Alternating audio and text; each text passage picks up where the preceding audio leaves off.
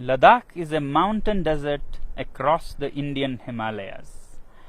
In the rain shadow of the mighty mountains, it's so high and dry that it's often called moonland. It looks more like a moonscape or a Marsscape. Well, this one is a picture of the Mars. Often called Little Tibet, this region remains landlocked, cut off from the rest of the world for half the year. Temperatures range from -30 to +30. Hi, I'm Sonam Wangchuk, a simple indigenous tribal from this remote Ladakh. I was born in an even remoter tiny village of 5 households. But that was a long time ago. Today, my village has grown 100% to become a village of 10 households. Perhaps still a little bit smaller than your city.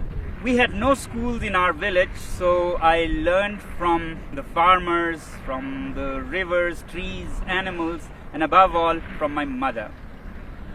I picked up English and other languages from the radio and meeting people from different countries. Later went to some schools and finally finished mechanical engineering. We love our Ladakh so much that while my engineering schoolmates went to Bangalore, Mumbai and the Silicon Valley, I came back to Ladakh and started solving problems of the people.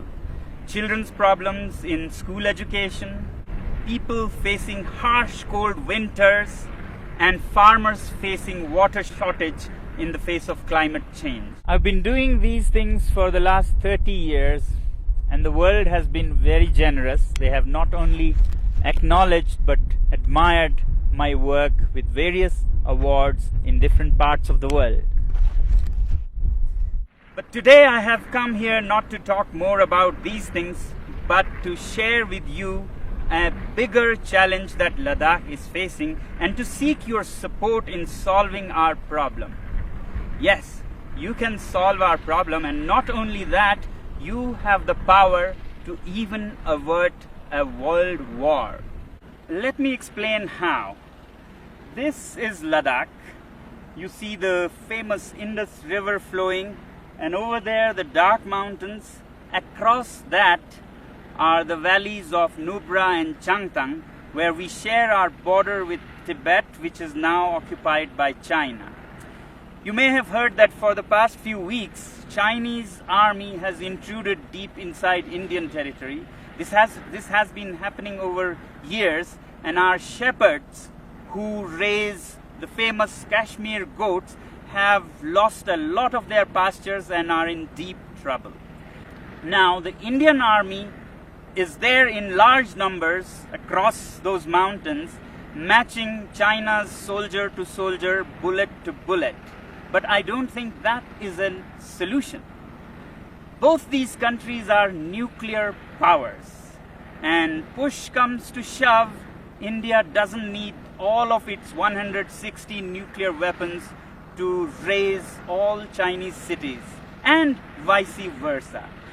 And that could soon escalate into a full-fledged world war, World War III. Therefore, I have come to seek your support in solving this.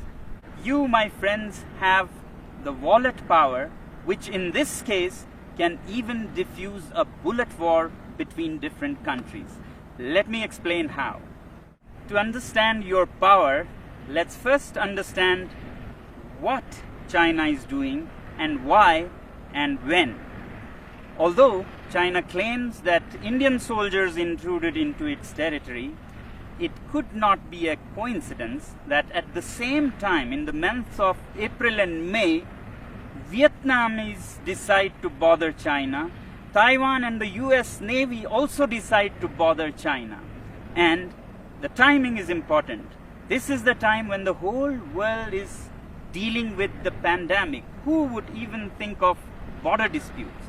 But one country has serious reasons to do that, and that is China.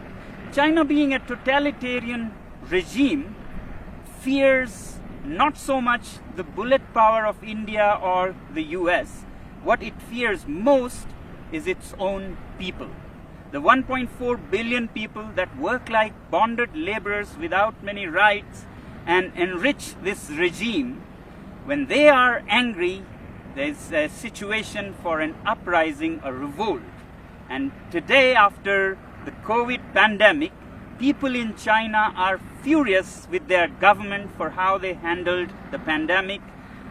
Chinese businesses are shut, factories are shut, unemployment reaches 20%. And it's time for an uprising. And that's when China picks up fights with several of its neighbors to divert the attention of angry citizens from the economy to nationalism. And this is not the first time China is doing this. From 1958 to 62, during the worst Great Chinese Famine, when people in China were very, very upset, Mao decided to invade India. And now Xi is doing the same thing again. Well, this is the simple analysis of my simple tribal mind. If this be the case, then we, the citizens of the world, should use our wallet judiciously and hit China where it hurts most, the economy. If enough people around the world decide that we will no longer buy Chinese goods and sponsor this regime, then that will see their worst nightmares coming true. And I think this is the only way we can bring the Chinese regime on the discussion table for peace dialogues. We must always clearly remember that when we say China, it's the regime and not the civilization, not the people. In fact, the Chinese people are themselves the greatest victim in this. And that's why, my friends, I've come to seek your support. We use so many Chinese products, software, hardware, from apps and software that sends millions and millions of dollars to China to products like clothing, phones, computers. If we boycott these goods, it'll send a clear message to China that the world is not happy with you. But is it right to boycott goods from a particular country? When normally not, when it is among equal partners. But my simple tribal mind says that China is not a normal country. If the world was a club of peaceful sheep, China is a wolf in sheep's clothing. It doesn't respect the rules of the game. It's a totalitarian regime run by a clique. It's not representative of its people. In fact, its people are just an instrument for its expansionist ambitions. It doesn't respect international customs or bodies like the WHO, and we saw because of its behavior how the COVID spread so much and caused so much suffering. Yet, we, the people of the world, also have double standards. We overlook everything and just want trade with it. In 1947, China gobbled up Inner Mongolia. We were silent. We wanted trade. Later, Tibet, with its 6 million Tibetan Buddhists, were annexed. We were silent. We wanted trade. And then Xinjiang, with its 10 million Uyghur Muslims, were gobbled up. We were silent. We wanted trade. In fact, 60% of today's China is occupied territory. But we overlook that because we want trade. But the biggest victims of this regime are the 1.4 billion Chinese. They work like bonded laborers, have hardly any rights, and if they raise their voice, they disappear. China has already blocked and banned Twitter, Google, Facebook, and keeps its people from all the information of the free world. And now with the Belt and Roads Initiative, China is laying a debt trap around the world. Already, countries like Sri Lanka have lost their land as they couldn't pay the debts. Pakistan is soon becoming a colony of this kind. In Africa, Djibouti has already lost its land for China. Countries like Tonga have debts that amount to 44% of its GDP. After Asia and Africa, they're soon arriving in Europe, where assets are being built all over Central Asia and Europe with loans from Chinese companies and contracts given to Chinese companies with very high rates, and when you can't repay the loans, you lose your land. To my simple tribal mind, these belts and roads are the veins to suck the blood of the world, to send finished Chinese goods and to suck resources and money from around the world. But we overlook all these facts because we are addicted to cheap Chinese goods. We must also find out, why are these goods cheap in the first place? Can we ethically make cheap goods like this? Well, they are cheap because the labor is low paid, labor laws are hardly there, and natural resources are plundered like there is no tomorrow. States subsidizes utilities to artificially lower their prices, and they manipulate currencies in their favor. So it's time that we, citizens of the world, take our wallets into our hands and say we have personal economic sanctions on this regime. And yet in the free world, we have the double standards to say that if our own country has environmental and human rights restrictions, we move our factories to China. Well, aren't Chinese people human beings with human rights? Isn't nature in China a part of this planet?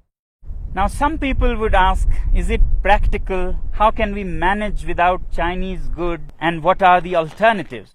Well, if we are determined and give enough time to businesses and industry, things will adapt themselves. So that's why I say boycott made in China, software in a week, hardware in a year. So your software apps like TikTok, Hello that you have on your mobile phones, you can immediately uninstall and uninstall in millions so that China gets a message. As for hardware like phones, computers, clothing, we take a year and slowly choose products sourced out of the free world. And my simple tribal analysis says that if you give time and clear determination, then businesses will adapt. A new ecosystem will develop where there'll be enough goods to cater to people who don't want to buy Chinese goods. Just like vegan people or Jain community, they don't eat certain things, they don't go hungry. Businesses adapt and they get what they want with time. As for replacements and alternatives to Chinese goods, I really don't think that we need an alternative for everything. We have been buried under cheap Chinese goods. We have made our houses into museums cluttered with cheap things that we don't even need. Why do we need 10 pairs of shoes? Why can't we do with 3 pairs of shoes made very nicely by local craftsmen? Why do we let these goods pollute our rivers, lakes? Can we learn to live simpler? These lockdowns have actually taught us that we can be happy with much less. So can we also think out of this box and talk about a simpler life with local products? If you want to learn more about how to live happily with simpler lives, please look up our movement, ilivesimply.org. You may not agree with me, but if we keep appeasing China because of our addiction to trade with it and overlook everything else, my simple tribal mind says that we might even be repeating history. How in the late 1930s, the British government led by Chamberlain kept appeasing Hitler and giving in to its demands, finally led to the Second World War. If we continue on the same path, we might either be leading the world to a third world war or a world dominated and colonized by China. Let me help you understand further what our addiction to trade with China can land us into. Here's a story of the great Indian monkey trap. Man puts a sweet bait into the pitcher and then ties this pitcher to a tree with a very small opening. And the monkey comes, puts his hand into the pitcher, grabs the sweet. As it closes its fist to grab this bait, the opening is so small that a closed fist cannot come out of its mouth. But the monkey does not understand that all it has to do is let go of its little booty to free itself from slavery. It struggles and struggles to get its hand out, but doesn't open its fist and let go of the bait. Continues for all night, and in the morning the shrewd hunters come and catch it, all because of its attachment to its booty. I hope we are more evolved than monkeys and can let go of such baits. Well, this is all that the last citizen from the remotest part of the planet can say. The choice is yours.